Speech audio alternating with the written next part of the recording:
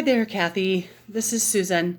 And I read your information about Fond du Lac County, and I just wanted to tell you that I really appreciated your thorough analysis of Fond du Lac County based on gathering information from reports like the Wisconsin Department of Workforce Development that really gave some insights as to the workforce and the need within the workforce and really that need for training and increased development in certain industries. So I really appreciated that thorough piece of where you throughout your commentary highlighted what were some of the areas of concern in Fond du Lac County, but what were some of the strengths in Fond du Lac County, and I thought that was really helpful. So it seemed like based on what you presented, that really Fond du Lac County has some real built-in stability to it due to its mixed business force with part manufacturing, and I think you said machine manufacturing specifically, along with farming and agriculture, and then a mix of other businesses. So felt like that gave it some stability, especially during these COVID times, and that it was really very closely aligned to Winnebago County, the county which I studied, that has similar setup. And we had a very close vulnerability index number for both Fond du Lac and Winnebago counties. And there are a lot of similarities with the counties being so close. There are a lot of pieces that come together and are very close. So one of the things that I think it's easy to focus on areas where there's stability, but it's really more difficult to focus in on what are some of the reasons for some of the other issues that are happening throughout the county. So one of the areas was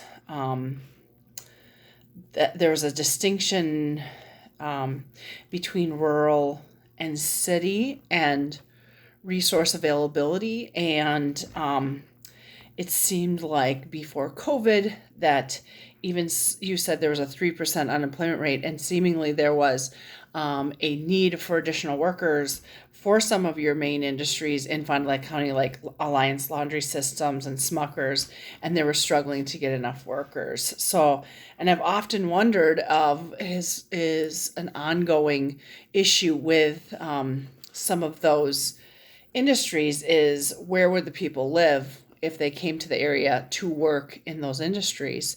And I think that's a really ongoing issue in cities, but also in rural areas specifically for affordable housing. And it seems like that's a longer term fix in terms of the future and economic development. So I'm familiar with Fond du Lac County because from different vantage points. One is the program that I serve in my professional life is the Wisconsin Well Woman Program, which is a breast and cervical cancer screening program, and Fond du Lac County is one of the counties I serve under that program. So I'm very familiar with the health systems in Fond du Lac County and very familiar with a lot of the makeup of where the workers are coming from and just different pieces of information about Fond du Lac County. And I also had a great aunt that lived there for decades, so got to know that area a bit. So, and it's an area I've passed through quite a bit because I have relatives in Sheboygan County. So it's an area I've passed through and know a bit about. So it seems like, but now I see more of it than I used to see. So I used to think of Fond du Lac County as being kind of the hub for Mercury Marine historically and kind of that lower end of the lake where certain things happen. But now I see it kind of as the diversity of the economy. So with industries like International Paper there and Alliance Laundry Systems, and just seems like there's a lot of growing Hispanic community in the area now that are working in some of the farming and other industries in Fond du Lac County. So I feel like it's really becoming a diverse area and is changing all the time. And so, my question for you is in regards to, I have two questions. One's in regard to manufacturing jobs. Um, so, those are difficult jobs to work remotely. And so, I'm wondering if you feel like the industries in Fond du Lac County um, are willing to put in additional protections for their workers and also look at benefits for their workforce that'll support that workforce over time to make sure that they can stabilize that workforce. That's my question one. My question two is you talked about broadband access quite a bit, and you gave a 20% percentage of people who don't have broadband.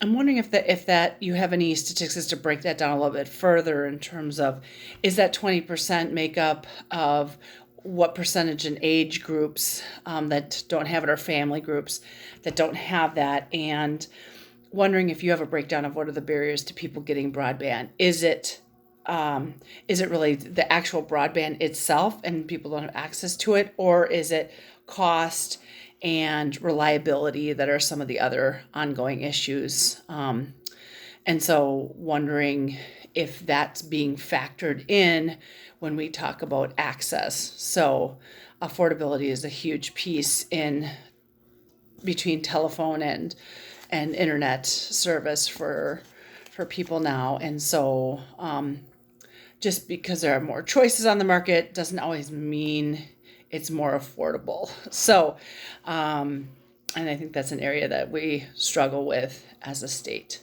So, thank you for your report, and I appreciate it. And I look forward to hearing more about the future for Fond du Lac County. Thanks so much. Bye.